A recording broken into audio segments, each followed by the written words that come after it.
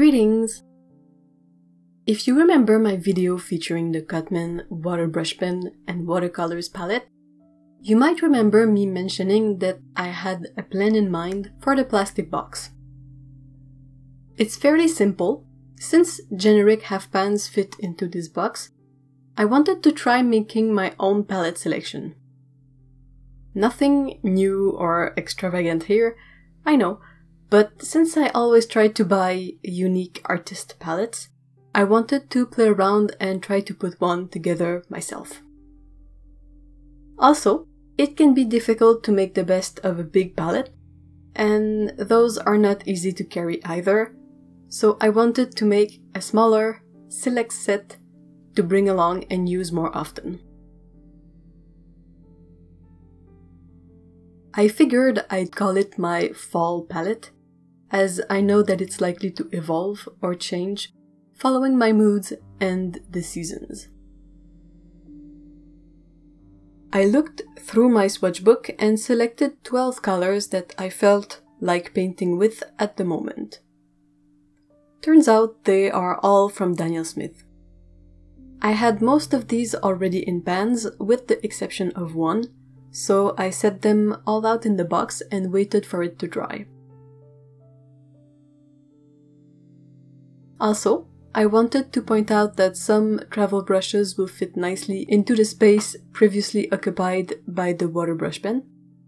From my brush stash, I was able to fit a size 8 Jackson's Artica Synthetic and a size 6 Escoda Reserva Kolinsky brush.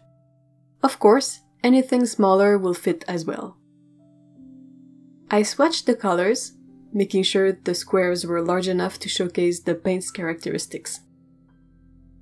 About the colors themselves, I picked 2 reds, a warm yellow, 2 muted greens, a teal, 3 of my favorite blues, 1 brown, and 2 purples.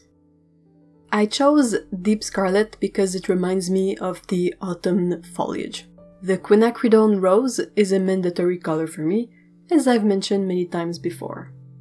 Aussie Red Gold is a gorgeous warm tone and it also reminds me of fall. I chose 2 muted greens, Olive Green and Sap Green Deep, because I love the warm tones of the first one and the depth of the second one. I really love teal colors and I feel like I don't paint with them often, so I added Ultramarine Turquoise to bridge between the greens and the blues. Then, I have Manganese Blue Hue and Cerulean Blue Chromium. Personally, I prefer the use of these two to paint skies over the standard Ultramarine Blue.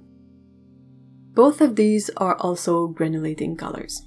The next blue is a favorite as well, Indanthrone Blue. I chose it for its incomparable depth and for how it mixes into a nice dark neutral with the next color, Vandyck Brown. I love the dark color of this brown, it's one of my favorite versions of the PBR7 pigment.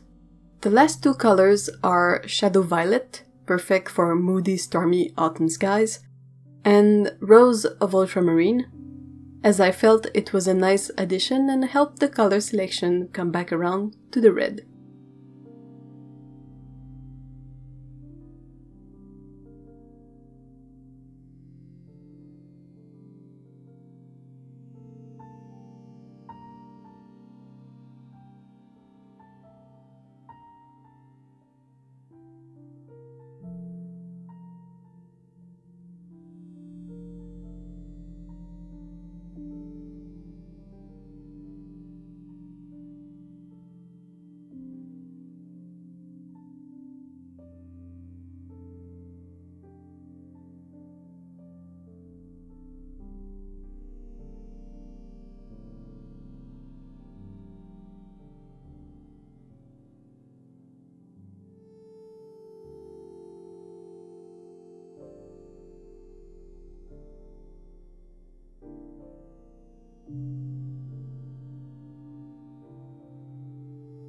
As I have never really used most of these together, I set out to do a chart.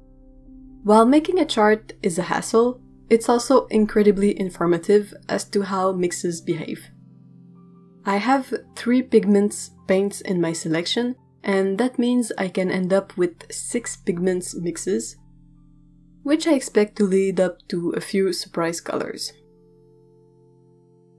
I often do half charts like this, as they feel like less of a chore to tackle.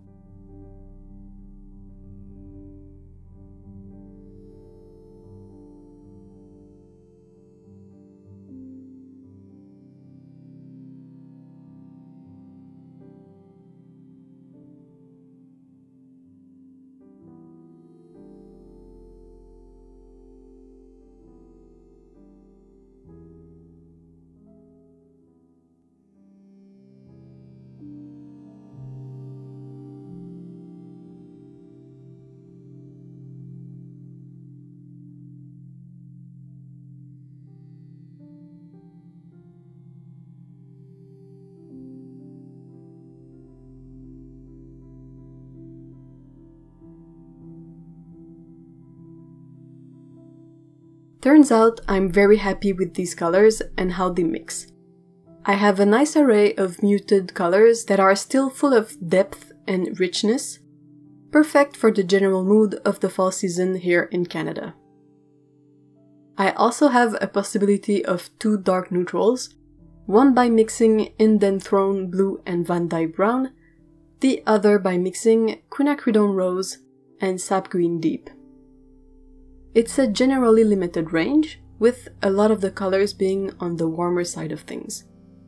As an example, if I was in need of a cool yellow, I'd have to do with a very diluted olive green.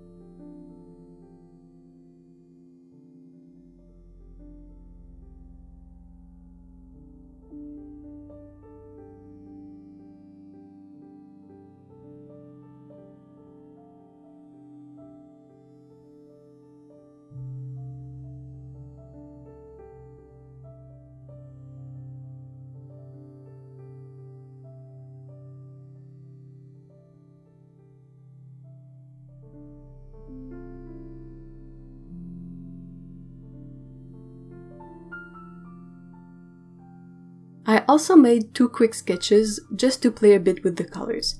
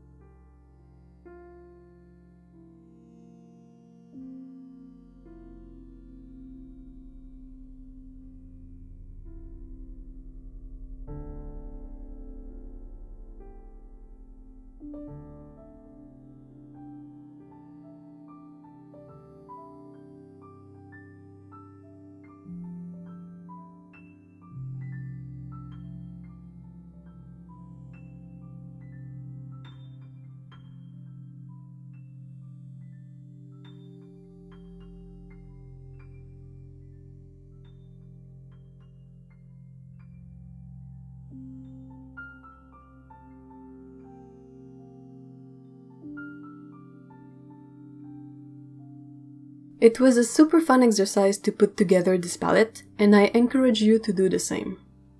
I'll try to use mine for the fall season, and I might make a different one for winter. We'll see. Thank you for watching. Take care.